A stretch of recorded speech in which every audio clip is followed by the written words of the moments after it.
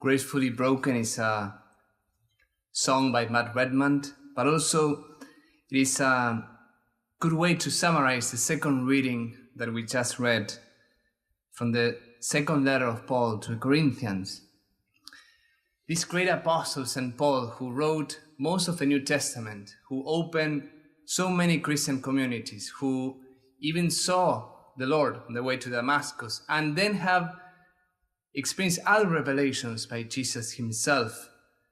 Today he shares something very personal. He shares that although all these great things are happening, and although all this holiness is surrounding him, inside of him there is a thorn in the flesh. He reveals to us today that I, Paul, might not become too elated because of the abundance of the revelations. A thorn in the flesh was given to me, an angel of Satan to beat me, to keep me from being too elated.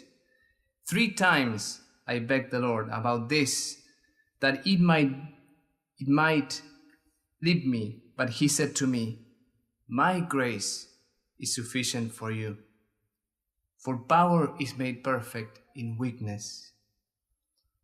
So Paul, this great apostle, that from the outside it seems that he has it all together, inside also he shares today that he has a thorn in the flesh. And this thorn is bothering him. And he prayed 3 times to Jesus, "Lord, I beg you, take this thorn." And 3 times the Lord said, "No, Paul, I will keep the thorn." What was the thorn of St. Paul? We don't know exactly what was the thorn, but you can speculate from his life. One possibility is that the thorn was a physical illness, most likely an eye problem. Paul could not see very well. He says this in the letter to the Galatians. Another one is the experience of his past sinful life. If you saw the movie of St. Paul, one of the scenes, he has these flashbacks of the past sins he committed, all the Christians he sent to death. He wakes up with his hands filled with blood. So many times Paul might have remembered all the sins, all the persecution he did of Christians. And his past might have been hunting him. So that might also be another possibility for the thorn. And another one also could be all the opposition Paul experienced in his ministry. If you read the first section of this chapter 12 in the letter to the Corinthians, Paul shares all the opposition he experienced. I know we are not going to read it, so I just share with you some of them. He says, "I was stoned, I was imprisoned, and 8 times people tried to beat me with lashes." And he says how many. So he had a strong opposition. And some concrete people were very much against his work. So that's another possibility of what is a thorn. Exactly what it is, we cannot tell. But we do know that the thorn was something that was hurting him.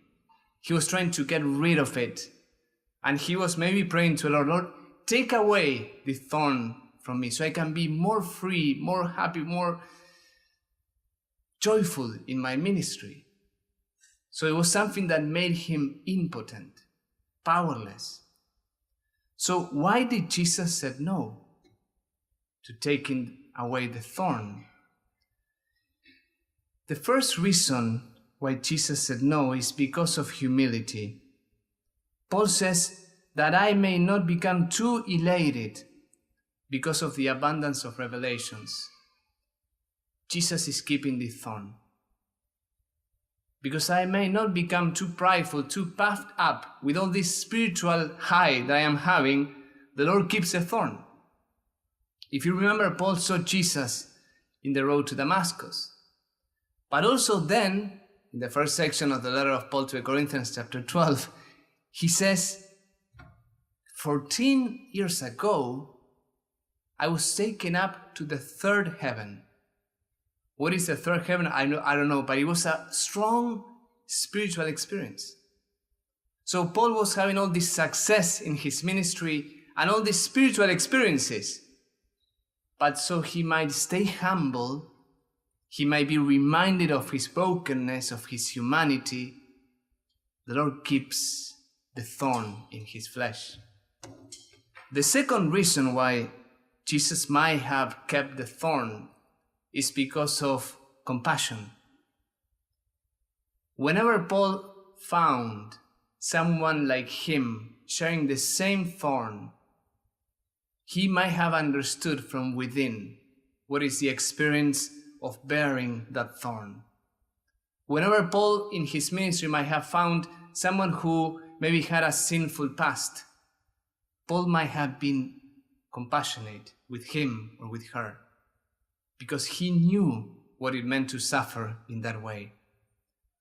And the third reason, and most important, is that the thorn allowed him to experience grace in a new way. The thorn was kept because the thorn led Paul to Jesus in a new, special way. 3 times I prayed, and the Lord said no, and he replied to me, "My grace is sufficient for you, for power is made perfect in weakness." So Jesus might have said to Paul, "Paul, every time you feel the thorn, turn to me. Every time you feel your radical impotence, your weakness, find strength in me. Every time you run out of your human strength, every time you feel weak, come to me." So the thorn was a window to grace. When Jesus says, "My grace is sufficient for you," he's saying, my grace is always available for you. My grace is always enough for you. No matter how deep is the thorn inside your flesh, I will always be there for you. So why is this reading so encouraging? Because many times we think that the saints, they have it all together. They're these perfect human beings with no problems, no struggles, and that's far from the truth. This is true in St. Paul, the thorn in the flesh, but also in the life of so many saints. If you read, for example, the life of St. Francis de Sales, they say that he was very impatient and he had to fight in the beginning of his life with irritation with people. So they found in the desk where he would receive people the marks of his nails because he had to hold himself. And that's how he allowed the grace of God to work through him. Or St. Ignatius, he had a very delicate conscience, very guilty conscience, and he struggled with that most of his life. Teresa of Avila, she suffered physical illness while opening so many monasteries, like traveling through so many places of Spain in the cold. She had this thorn in the flesh. But in all those experiences, the grace of God was at work in them. And the same happened in us. I have so many thorns that the Lord has already removed, but so many that the Lord is keeping. And as a priest, I witness so many people who experience this challenge. Why these things don't change? I pray and they don't change. Why does the Lord keep them? Why does the Lord give them to me? People who suffer with depression and they cannot overcome it. People who suffer OCD or anxiety disorders. People who suffer persecution from their families. Or inclinations deep within that they cannot change. People who are haunted by their sinful past. So many thorns that we cannot change. So what can we do with them? The first thing, it is fair to pray for healing and deliverance. Paul did it. Paul 3 times begged the Lord, not only pray, he begged the Lord, Jesus, please take this thorn. It hurts. It makes me a slave. Take it away. So it is okay to pray in that way. Jesus, heal me of this. But when you pray in this way, pray not that you might suffer less. Pray that you might love more, serve more. Jesus, heal me of this thorn. Take it, so I may be able to love you more, to love others more. Take it away so I can serve more. So that's the first step, to pray for healing and deliverance. But if the Lord does not take the thorn, if he keeps it, like he did in the life of Paul, what can you do? One is allow every thorny moment to be a grace-filled moment. Allow the thorn to be kind of a trampoline to Jesus. Say with Paul, I am weak. I need your grace. Make me strong in you. When you feel the temptation to go into a depressive mood, when you feel the temptation to remember your sinful past, or sinful inclinations begin to grow in you, turn to Christ and tell, Lord, I am weak. Make me strong. Your grace is sufficient for me. So use the thorn to go to prayer. And lastly, use the thorn to be a bridge of service to others.